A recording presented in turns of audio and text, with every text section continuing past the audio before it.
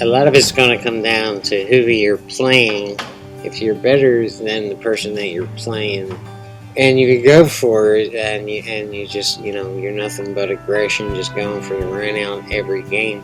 But he can't run out anyway, so it doesn't really matter, and you're probably going to throw him a game or two, but you're keeping him in the game if you're gambling. And the same strategy can apply if you're playing a very, very good pro-level player, because you're probably not going to out-safety that guy and outthink that guy and outsmart that guy, so your only real chance is to go for the roll or two and just jump all over him.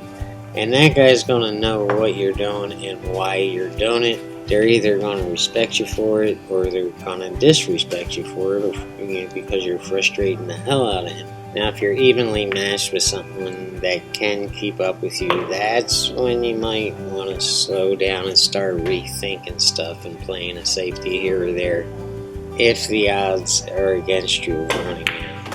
And if you've been around this channel for any length of time, you know that I'm always preaching to never ever play the player, and always play everyone like you're playing Shane Van Boening. But that's more the mindset of in practice. And when you're in competition, you're going to have to think a little bit. And again, if you're evenly matched, and you can't get out if it's not a clear run out, and you fail at breaking out a ball or two, that's when you might want to think about slowing down and playing a safety. If you're facing a cluster like this and you have the breakout ball, you're in a perfect position to break it out.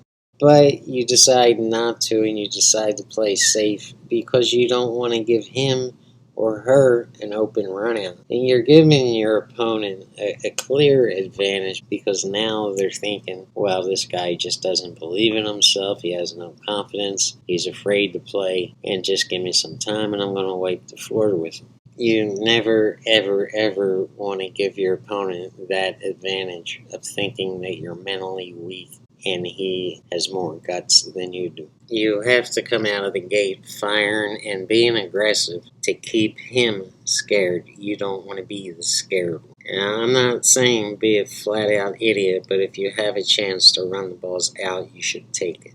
There's a lot of unspoken mental shit going on in the game of pool, and the aggressive guy with the most confidence most often wins. Pool favors the aggressive player as long as they can back up that aggression with action. There's something you do great, right? And I'm not talking about pool. There's something that you do, maybe you do it for a living or it's your hobby or whatever, but there's something you do great, better than anybody in that pool. Think about that. How's your health? Pool rooms are filled with unhappy people living unhealthy lives. Do you work out? Do you run? Are you in shape? Do you have your health?